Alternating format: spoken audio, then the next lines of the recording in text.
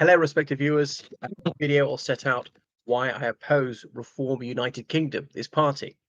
Now, as a broad-minded person, I have thought about it, that party.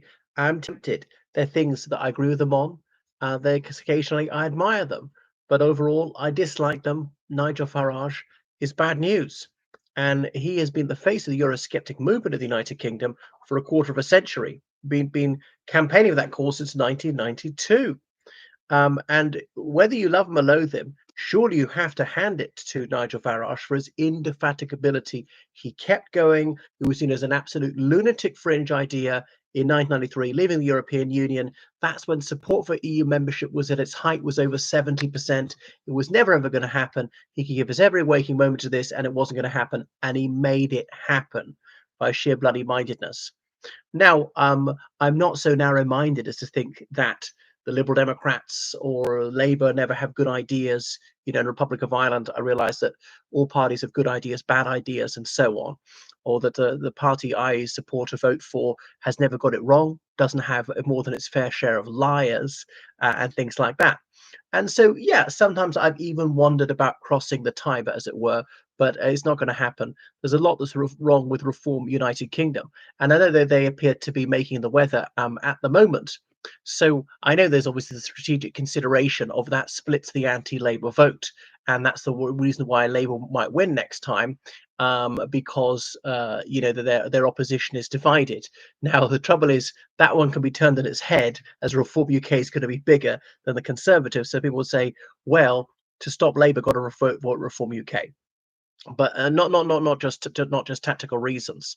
So their anti-immigration stance is excessive. I mean, I'm not against immigration. I'm against too much immigration, saying that they'll bring it to net zero, like a full nightclub. Only one can come in if someone else has gone out. But they said with exemptions for key occupations. Even they recognize it's going to have to be net immigration, because we're not going to get enough care home workers or farm laborers.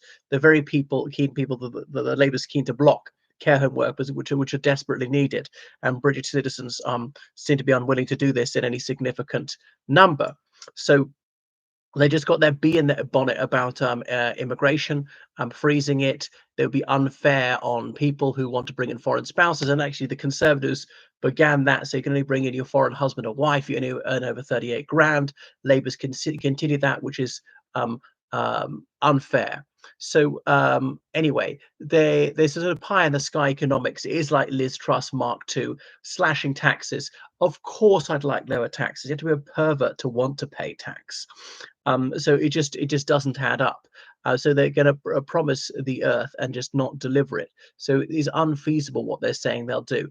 And their anti-scientific approach to climate change. Now, the scientific consensus has been clear for decades. Climate change is happening. It is principally anthropogenic, and yes, it is injurious to us, and we need to do something about it. And these are hard choices. Of course, I would like to be able to pollute as much as I want without having any repercussions for us, but it does have some negative consequences for us.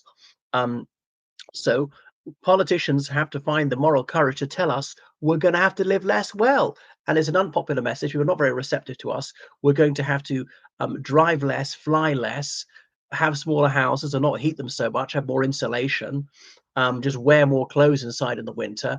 We're going to have to buy fewer items because that represents the use of energy.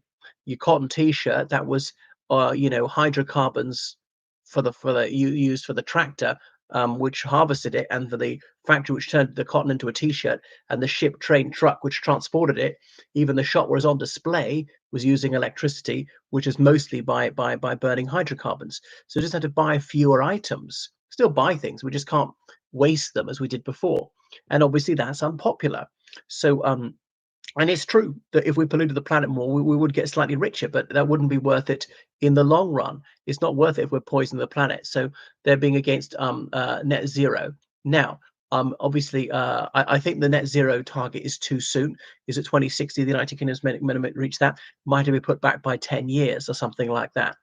And I don't think the economic dividend they said they'd get from scrapping net zero is as high as it is.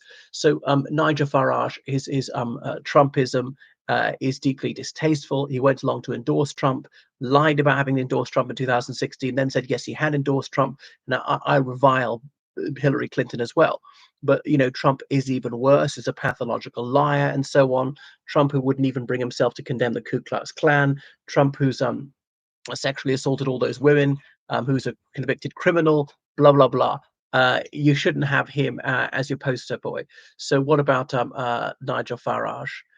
So that's why I think he's unsuitable. His incendiary rhetoric is talking about Romanian crime wave and stuff like that.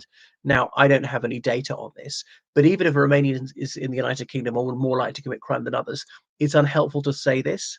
There's already some anti-Romanian prejudice in the United Kingdom, and don't aggravate it. And I'm not just saying that because I'm fond of some Romanians. It could be any ethnic religious group. I mean, I don't think that Nigel Farage is a racialist. His first wife was Irish, hurrah, and his second wife's a German. He's going out the French woman at the moment. I say, yeah, but they're all white. Okay, that's true. So yeah, and there were there's sang-froid of Reform UK about leaving the European Union without a trade deal. Well, I couldn't share that. I thought that was rash. I'm glad there was an agreement with the European Union. Obviously, there were a few teething problems leaving the EU with trade. I think it would have been a lot worse if it weren't for that.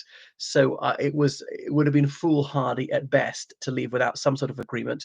And obviously the agreement was less than perfect. It wasn't good for fishing. There's this Northern Ireland protocol thing, and that's what the great majority of people, both nationalists and unionists, want. I think it was right to have that. Republic of Ireland, I'm glad that we have good relations with the United Kingdom, partly because of that. And the idea you can tear this up unilaterally and there will be no harmful consequences, again, is foolish and short-sighted. So Reform UK, they are over-promising. They're being unrealistic. They're appealing to some very ignorant people, sadly, Reform UK.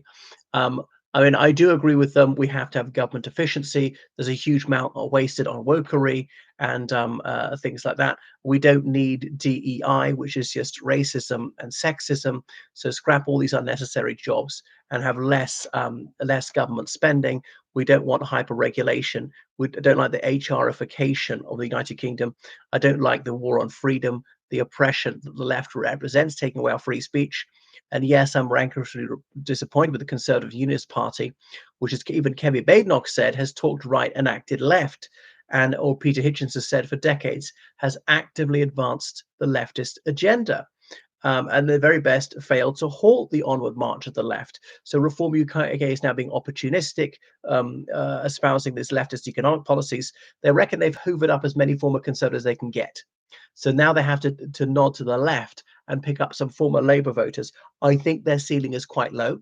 They're about 30% of the opinion polls. I can't see them doing better than that in the next election. I mean, although that is a tremendous result for them, considering where they were just a few years ago. So do not vote for Reform United Kingdom, despite you being tempted. Thanks for watching the channel. Other things I should point out is we're reaching tipping point. If you're an ambitious youngster going to politics, you would have gone to the Conservative Party a few years ago. But you might say, the Conservative Party's on the down and down. Is Reform UK's on the up and up? I'm going to throw in my lot with Reform United Kingdom. So don't split the anti-Labour vote. That now redounds to Reform UK's advantage. Look at Scotland. I mean, until about 2010, if you're a leftist going to politics, the obvious thing was to join Labour. They won most of the time. Then it flipped, and joining the Scottish National Party gave you a better chance of being elected. Having said that, the real dividing line is that do you believe in the United Kingdom or not? Because if you do, don't join the SNP. But anyway, that aside, now it's obviously turning back in Scotland, and looks like if you're a leftist and you want to get elected, the smart thing to do in North Britain is to join Labour, not the SNP. So it can change. Right. Thank you for watching my channel. Make sure you subscribe on Patreon, donate PayPal, georgecallahan79 at gmail.com. Goodbye.